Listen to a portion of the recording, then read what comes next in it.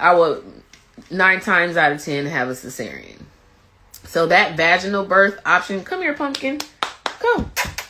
That vaginal birth option that I've always wanted, it's just out the door. Come. I was trying to get Lulu to say hi. He's so fat. Ugh. Here he is. He gives me comfort. You love me.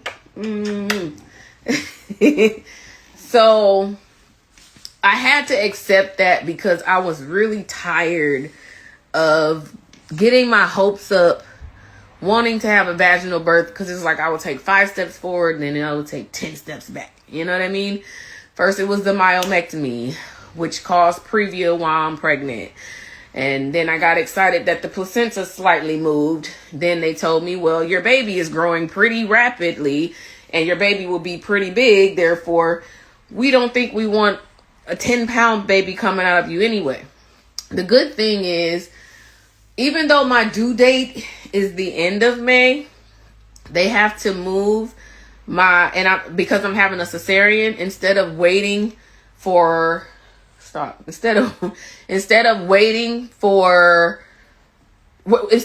go into labor, they don't want that to happen. They don't want me to go into labor up under any circumstances. They want to basically plan a cesarean date 2 to 3 weeks before my due date, so I do not go into labor, because if I go into labor, that's going to cause a lot more complications. It's just, it's almost like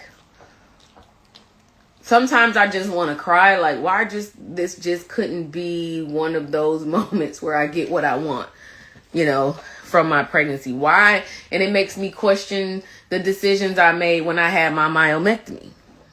Like, if I didn't have a myomectomy and I had UFE, would I still have these issues? Would the fibroids be growing as fast as they are? Would I actually have previa if I had a UFE? It just makes me question a lot of my decisions. And the reason that I talk to you all and kind of take you on this journey with me is because I think it's important to know your options, so you're not in the situation that I'm in.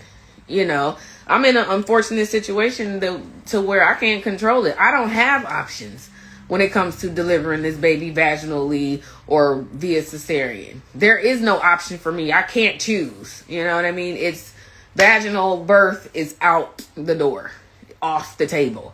I can never have a vaginal birth ever. And part of that is because I had a myomectomy. And I didn't think about that, when I was making my decisions, because I didn't know about a lot of this. I never heard of previa. I didn't know that I would have to have a cesarean because of a myomectomy until after my myomectomy.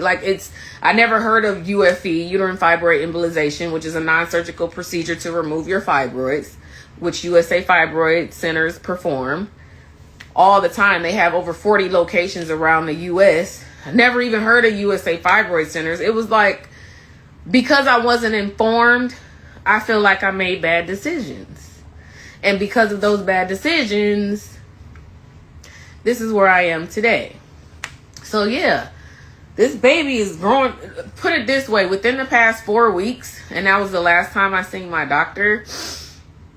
Like I said, she was 3.1 pounds. She's 5.6. She gained, she's gotten over 2 pounds bigger. So they've estimated, if I was to go 40 weeks, she'll be over 10 pounds. If they cut that down to 2 to 3 weeks, she should be definitely over 8 pounds. Even with my cesarean, I'm going to have a baby that's over 8 pounds. That's a big baby. It's a big baby. I mean, I didn't notice, because I'm looking down my stomach like, how could you get so big? Because it's mainly my weight has came directly to my stomach. My face didn't get all fat. My nose didn't spread all wide. My arms didn't get all big and wiggly. I would say my thighs got slightly bigger, but most of my weight came to my stomach. Because I would go out in public, and even when I was 7 months, they're like, oh, you're due any day now. And I'm like, no. But I've never been pregnant before, so I didn't know what size you're supposed to be or what's considered normal. I'm just, pregnant and taking it day by day. I was looking at the questions on here. I'll answer the questions, you guys, on the next live that I'm doing at 6:45. No, 6:30. We'll do that one at 6:30.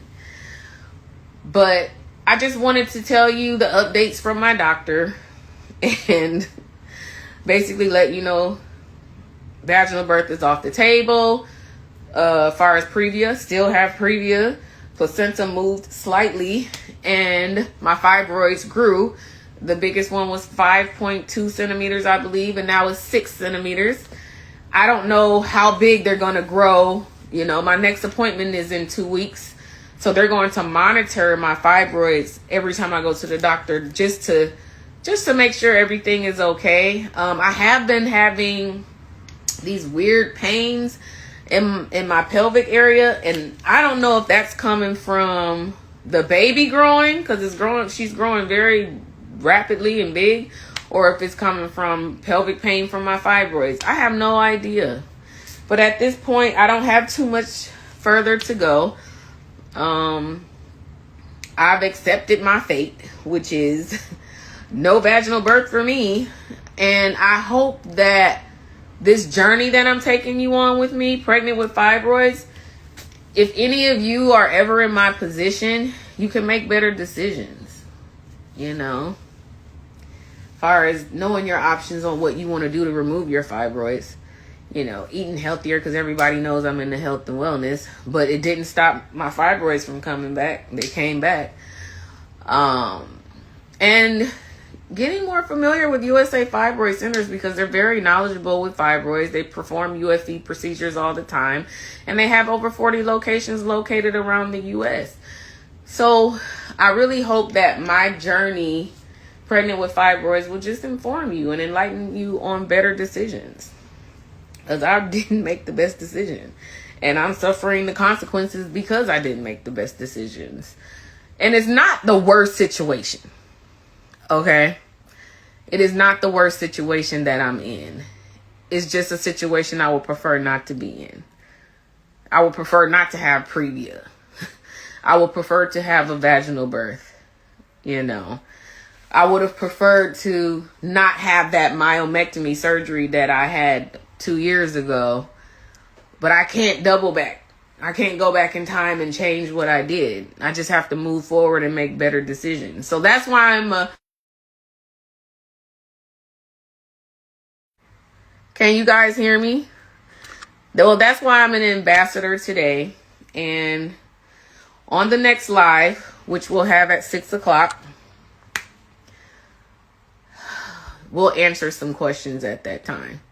I felt myself getting a little emotional just a second ago. I had to stop because, my hormones been all over the place.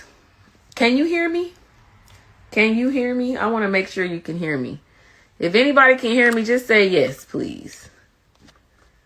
My emotions have been all over the place since I've been pregnant. So I don't know if I've been extra emotional because of the pregnancy or it's just really something that I wanted, which is a vaginal birth. But be sure to come back at 6:30.